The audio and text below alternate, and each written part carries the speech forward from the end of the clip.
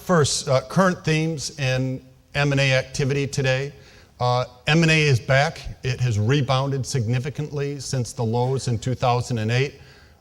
Companies are holding on to significant cash positions, and there are a lot of private equity players, corporate acquirers that are driving up prices. Valuation multiples have returned, and the current trends that look like they will continue at least through 2011. Private equity is a part of this. So what we're seeing is there is significant liquidity in the credit market, so private equity players are back to borrowing more, putting less equity into deals, and this has given them the ability to generate better returns with less capital in, but they still have a ton of capital, and we'll touch upon that. This is an interesting overview. What you can see here is that the blue is the total number of deals. So in 2010, there were over 12,000 transactions in the US, which is a big rebound from about 9,000 transactions the year before. This year, it looks like we're on about the pace, slightly off in the first quarter compared to the first quarter of last year in terms of number of deals. But in terms of the value of deals, there's about a 45% increase. That's driven by larger deals that are occurring, and experts think this trend will continue throughout the year.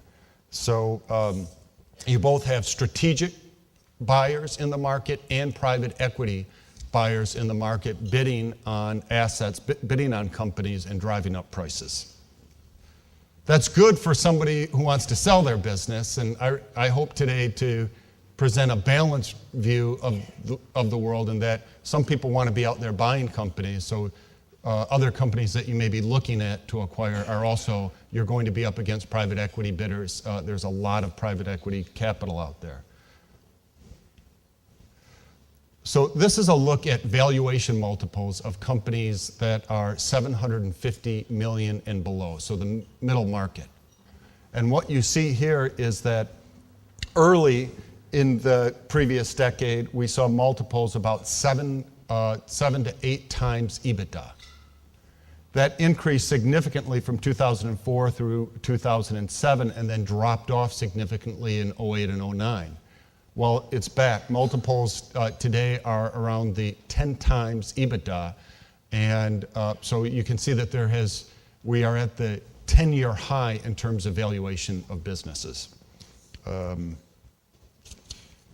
This means that deals are more competitive, sales are more competitive, and it's something to consider as if you're thinking about either buying a business or selling a business.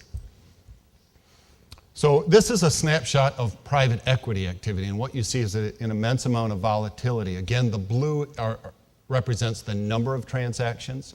So you see about, at the peak, about 2,600, I think that is, 2,600 transactions, and then also the deal values in yellow there. So the deal values were about $600 billion.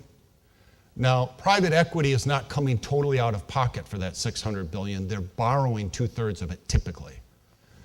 So in a year where you have $600 billion of private equity acquisitions, there's about $200 billion of private equity money going into those transactions. Well, today there's about $490 billion of private equity capital available to be deployed, which means over the next 5 years, today we're on a pace to do, if we do what we did last year in the US, about $300 billion of transactions.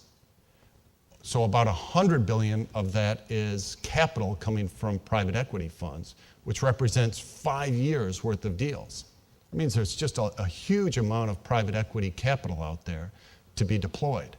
And so if you're a buyer looking to buy another company, try to do it before it becomes a competitive process, because the private equity players certainly are knocking on the door of strong companies with decent cash flows. Leverage buyout statistics. What these bars represent is the average debt to cash flows.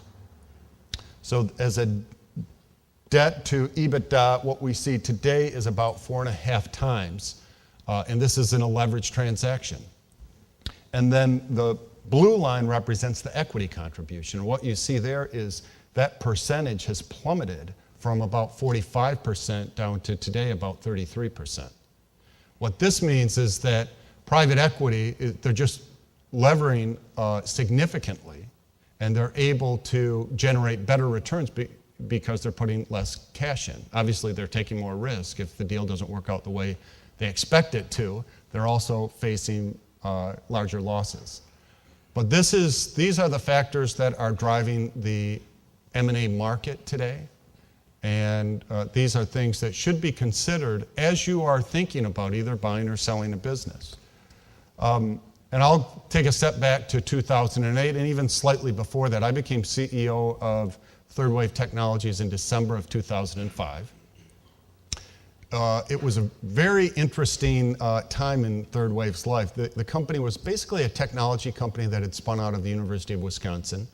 It had some DNA detection technology, technology able to detect mutations that were, the company thought, I wasn't with the company when it was founded, but the company thought that you could use this technology to be able to predict disease. You could develop diagnostic tests with the technology.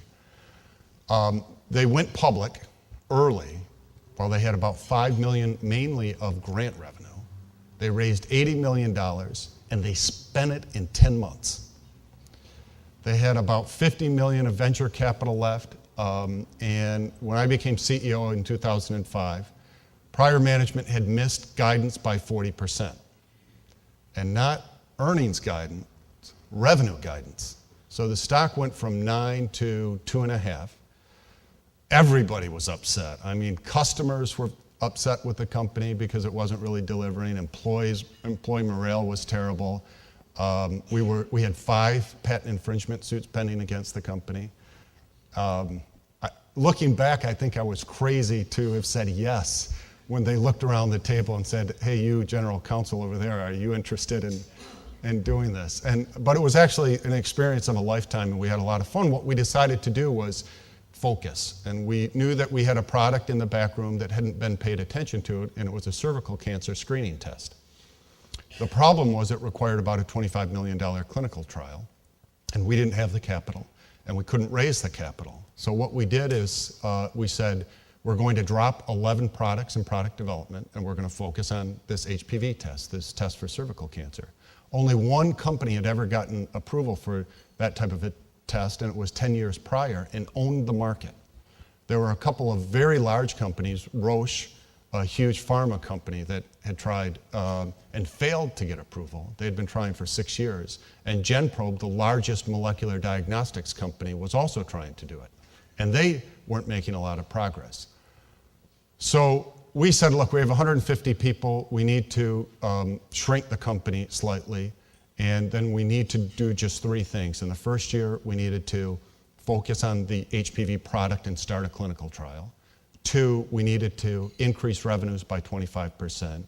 And 3, we needed to raise capital. Ted Brombach, who is sitting here, is with XMS Capital. And Ted, who I've known for a long time, came in to help us. And he said, in January of 2006, Kevin, you're in a lot worse shape than you think you are. So we were, because we had a really, really difficult time convincing anybody to give us the capital that we needed to really execute on this new strategic vision. But what we did is we just kept telling the same story, that we had a test, that we could make it through clinical trials, we could enter a huge market, and we were only that was what our whole purpose was to focus on. And after, I don't know, let's call it 200 meetings in New York and San Francisco with mutual fund managers and hedge fund managers, pretty soon they started to believe. And our stock price doubled. The interesting thing was, in March of 2006, we were offered $5 a share when we were trading at $2.50. And we had very long discussions with the board. And ultimately, the board agreed with management that we could create much more value and do better things for the company and for shareholders and for patients if we executed on the plan. That's a hard thing to turn down 100% premium when nobody has confidence in you. Again, XMS was really helpful in thinking through how do you present this to the board and how do you convince the board to stick with it. So we moved forward. We started a clinical trial. We had 75,000 women consent as part of this clinical trial.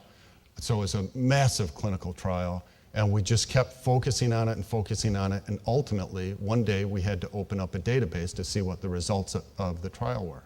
So you had to screen 75,000 women to find 69 with cervical disease, and we had to detect at least 90% of those cancers or precancers.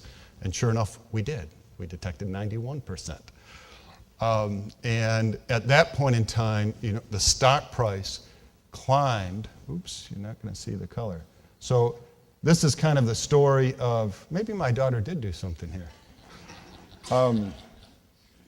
We won a patent infringement suit along the way. And eventually, after we opened the database, we had companies approach us, and we started a process.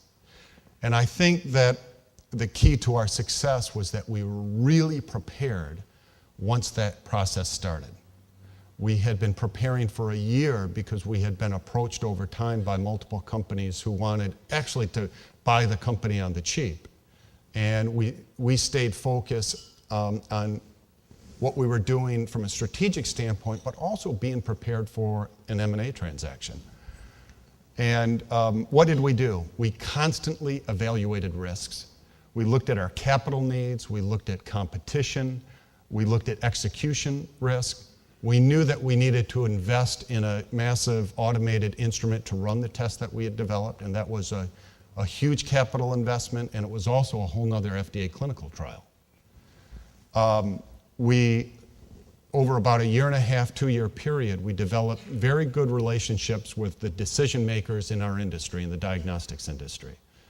I spent, I don't know, time meeting 24 CEOs, just trying to introduce them to our company and understand if there was a way that we could go to market together, potentially partner. It was not focused on M&A. It was focused on making sure that the potential corporate acquirers or corporate partners knew about this little company in Madison, Wisconsin, and knew the value that we had locked up in this cancer screening test.